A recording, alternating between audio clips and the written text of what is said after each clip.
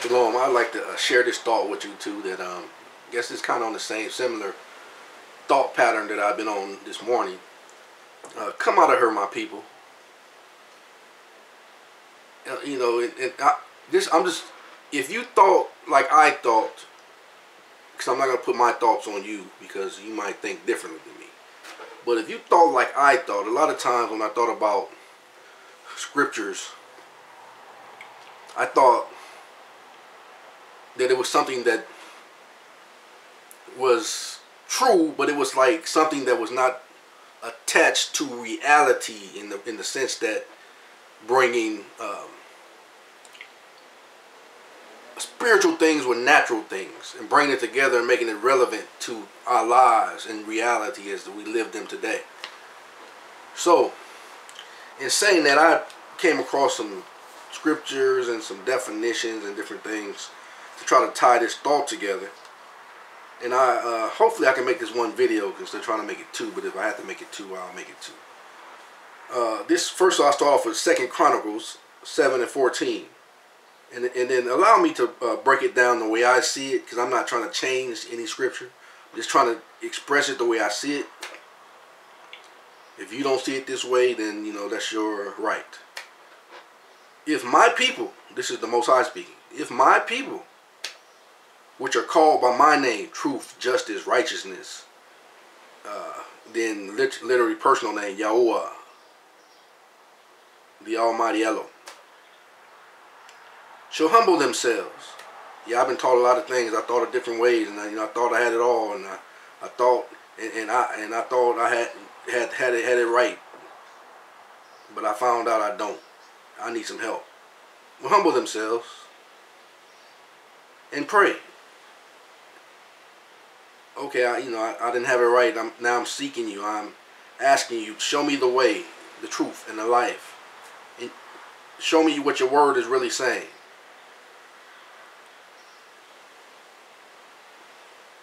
And seek my face. Truth. Seek the truth.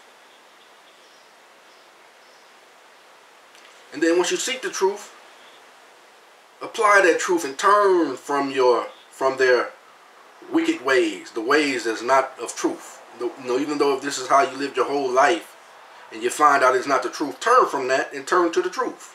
Turn to what you have found to be the truth.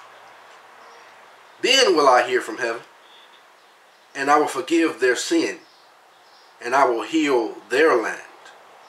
See, a lot of people preach Deuteronomy that you have to stay in the areas of the curses. That's not true. You can, according to this scripture, you can come out of that, and He'll heal your land if you do what He says in the scripture.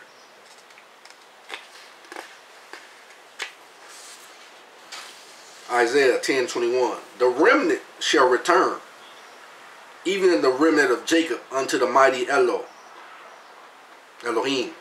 Elo. So we're going to return unto Him. We're going to leave from that fairy tale, that land of fiction that we thought was true but really was not. We're going to return to the reality of who and what and who the mighty Elo is. We're going to return to His name. Hosea 14. O Israel, return unto Yahuwah Elo, for thou hast fallen by thine iniquity, by your thoughts, your ways of doing things. Return from that land of fiction and return to the truth. Take what you words and turn to Yahuwah, say unto Him, take away all iniquity, and receive us graciously, so will we render the calves of our lips. Asher shall not save us. We will not ride upon horses, neither will we say any more to work our hands, you are our Elohims.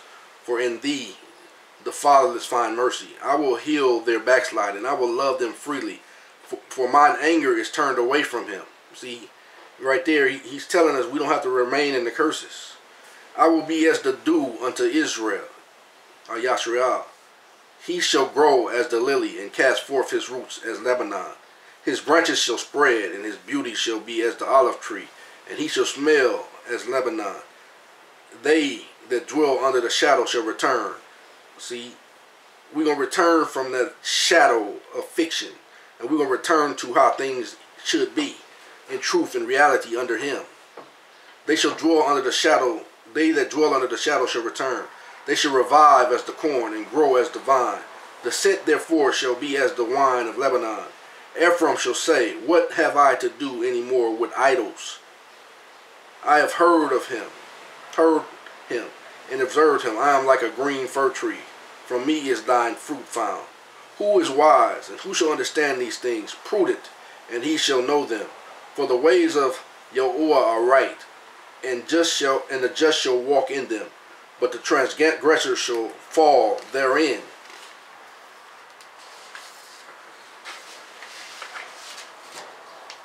This is Revelations 18. And after these things I saw another angel come down from heaven, having great power, and the earth was lightened with his glory. And he cried mightily with a strong voice, saying, Babylon the great is fallen, and is become a habitation of devils, and hold of every foul spirit, and a cage of every unclean and hateful bird. For all nations have drunk of the wine and the wrath of her fornication, and the kings of the earth have committed fornications with her, and the merchants of the earth are waxed rich through the abundance of her delicacies. And I heard another voice from heaven saying, Come out of her, my people, that you be not partakers of her sins, and that you receive not of her plagues. For her sins have reached unto heaven, and Elo has remembered her iniquities. Reward her even as she has rewarded you, and double unto her according to her works. In the cup which she filled with her double. How much she has glorified herself and lived deliciously. So much torment and sorrow give her. For she has in her heart, I sit a queen, and I am no widow, and shall see no sorrow. Therefore shall her plagues come in one day, death and mourning and famine shall be utterly burned with fire. For strong is Yahuwah Elo, who judges her. And the kings of the earth, who have committed fornication, live deliciously with her, and shall bewail her and lament for her, when they shall see the smoke of her burning. Standing afar off for the fear of the torment, saying, Alas, alas, that great city Babylon, that mighty city is for in 1 hour is thy judgment come. And the merchants of the earth shall weep and mourn over her, for no man buyeth their merchandise any more.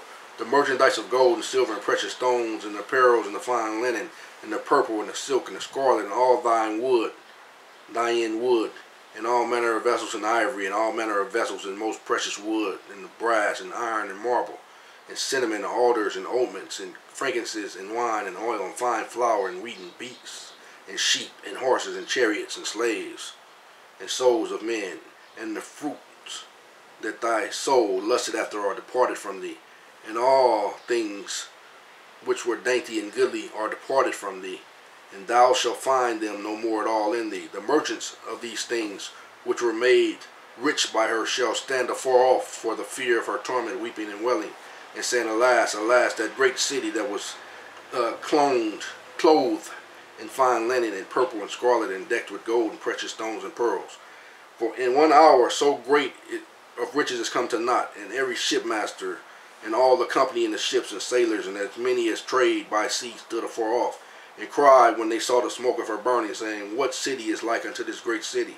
And they cast dust on their heads, and cried, weeping and wailing, saying, Alas, alas, that great city wherein were made rich of all had ships in the sea by reason of her costliness. For in 1 hour is she made desolate. Rejoice over her, thou heaven, and you holy apostles and prophets, for Elo has avenged you on her. And a mighty angel took up a stone like a great milestone, and cast it into the sea, saying, Thus with violence shall the great city Babylon be thrown down, and shall be found no more at all. And the voice of harpers and musicians and pipers and trumpeters shall be heard no more at all in thee, and no craftsman. And whatsoever craft he be shall be found no more in thee, and the sound of the millstone shall be heard no more at all in thee. And the light of candle shall shine no more at all in thee, and the voice of the bridegroom and the bride shall be heard no more at all in thee. For thy merchants were great men of the earth, for by thy sorceries were all nations deceived.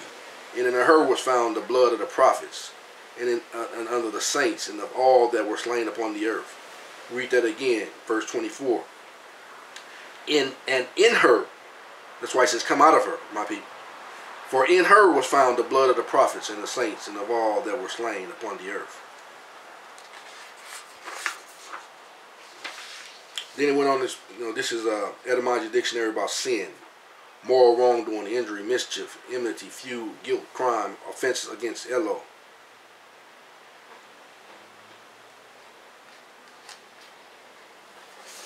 It goes on to say, but I'm trying to speak to this for lack of time. What is legal fiction? Believing or assuming something is true that is not true. Used in judicial reasoning for avoiding issues where a new situation comes up against the law, changing how the law is applied, but not changing the text of the law. What is fiction? An assumption or supposition of law that sometime which is or may be false is true, or that a state of fact exists which has never really taken place. I'm going to go ahead because I'm going to probably run out of time. Let me see it. I'm going to try. Let's make this one video. This is something called it's a deprivation of rights under the color of law, Department of Justice. Deprivations of rights under color of law, Title 18 U.S.C. Section 242. I'm not going to read the top part, I'm going to go to the bottom part. Whoever under the color of law, statute, ordinance, regulation, or custom willfully subjects any person in any state, territory, commonwealth, possession, or district to the deprivation of right, any rights, privileges, or immunity secured or protected by the Constitution or the laws of the United States shall be fined under the title or imprisoned not more than 1 year or both, and if bodily injury results from the act of committed a violation of this section, or if any acts include the use, attempted use, or threatened use of a dangerous weapon, explosive, or fine, shall be fined under this title or imprisoned not more than 10 years or both, and if death results from the acts committed in violation of this section, or if such acts include kidnapping or attempt to kidnap, aggravated assault, abuse, or any attempt to commit aggravated sexual abuse, or any attempt to kill, shall be fined under this title or imprisoned for any term of a year or for life or both, or may be sentenced to death.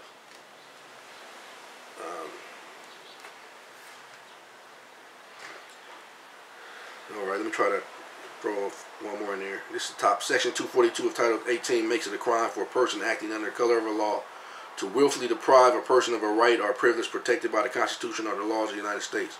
For the purpose of Section 242, act under color of law includes acts not only done by federal, state, or local officials within their lawful authority, but also acts done beyond the bounds of that official's lawful authority. If the acts are done while the official is purporting to or pretending to act in the performance of his or her official duties, person acting under the color of law within the meaning of this statute will include police officers, prison guards, and other law enforcement officials, as well as judges, care providers, and public health facilities, and others who are acting as public officials. It is not necessary that the crime be motivated by animus towards the race, color, religion, sex, handicap, familial status, or national origin of the victim. The offense is punishable by the range of imprisonment up to a life term or death penalty, depending upon the circumstances of the crime and the resulting injury, if any. Shalom.